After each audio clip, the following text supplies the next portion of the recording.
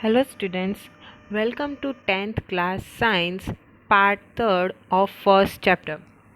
In the previous two parts we have already studied about the introductory part, physical and chemical change, the difference between that, chemical reactions along with its examples, chemical equations, how to balance a chemical equation, its general formula, and types of chemical equations.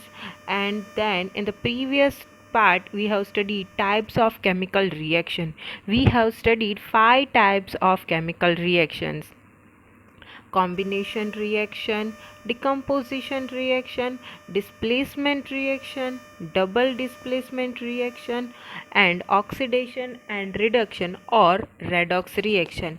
We have studied each part in detail and have discussed about its definition, its general formula, and its example. Now, in today's class, we are going to begin the new topic of this chapter, that is corrosion. Whenever we buy new things, metal things, whenever we buy new metal things, we find its surface as shiny, like spoon, or we can see the chain of our cycle or the slide. Whenever they are new, the it has a shining surface, but as the time goes on and as the time passes, its shine gets less, its shining surfaces start getting reduced. So how its shining surface is reduced, so what happens to that metal? That metals are continuously reacting, as metal is a reactive, metals are highly reactive, so they are highly reactive and they are continuously reacting with acid and moisture, or you can say water. So as they are continuously reacting with the acid and moisture, they starts getting corroded, and this is known as corrosion. Metals get corroded in the presence of acid and moisture. This process is called corrosion. Few examples of corrosion are rusting of iron. Students, first we learn about rusting of iron. Rusting is also corrosion, but be careful that rusting only takes place in case of iron. Whenever we have new any iron things, initially it is in a shining phase, but as soon as the time goes, it started becoming reddish or brown color. If it is left outside for some time, then its colors get reddish brown. This process is known as rusting of iron, and only in iron this rusting takes place, not in other metals. Because of corrosion, it causes damage to the articles made from iron, such as car bodies, bridges, iron railings, ships, etc. There is a huge expenditure to control corrosion. Yes, so means it gets corroded, and to control its corrosion, it's very much costly. And in other metals like in silver and in copper, we can if we observe the copper vessels, it becomes black after sometimes, it becomes corroded, or we can tell it becomes tarnished. Or the silver ornaments we have, after few time, we after few time it gets react continue it is continuously reacting with some acids or with the moisture or water, its color started getting brown or black, so that thing is known as corrosion, and they are continuously damaging it. So that is known as corrosion, and that are the examples of corrosion. And every year our country has a huge enormous amount of money spent to replace this damaged metals, or we can say damaged ions.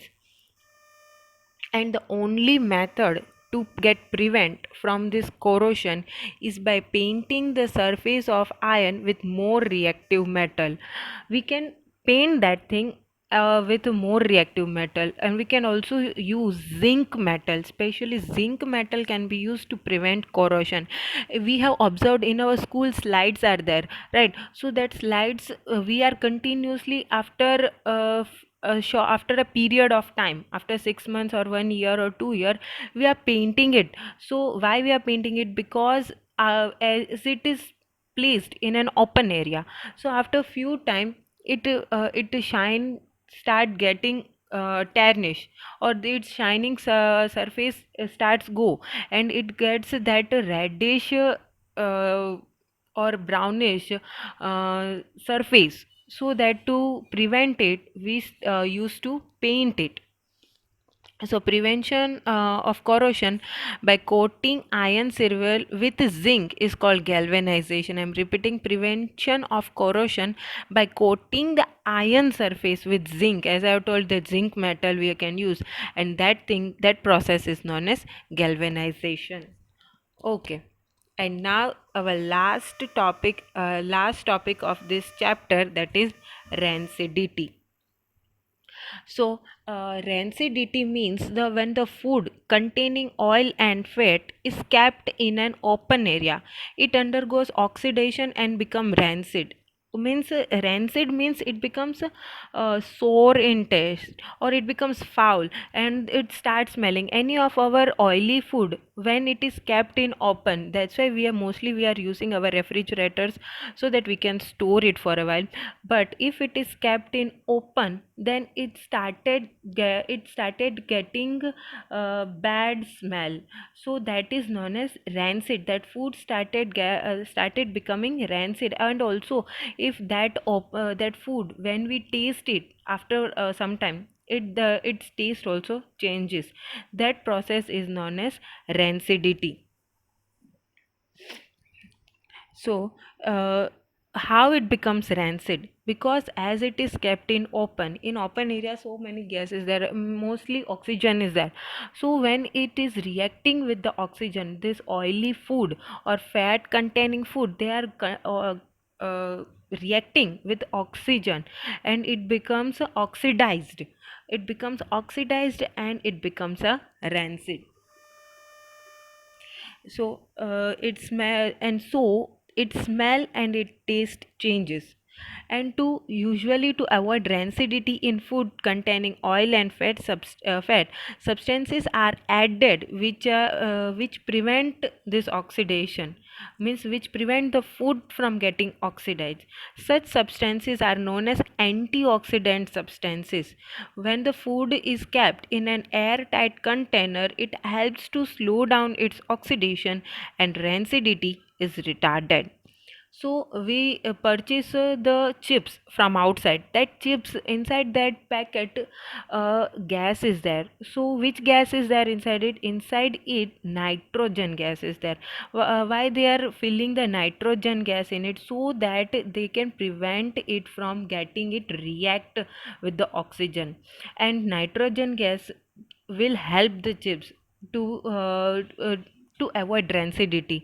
That's why manufacturers of chip flush bags are usually filled with the nitrogen gas, and that nitrogen gas act as an antioxidant to prevent the oxidation of potato chips. And that's why that potato chips packets are stored in the shops for longer time.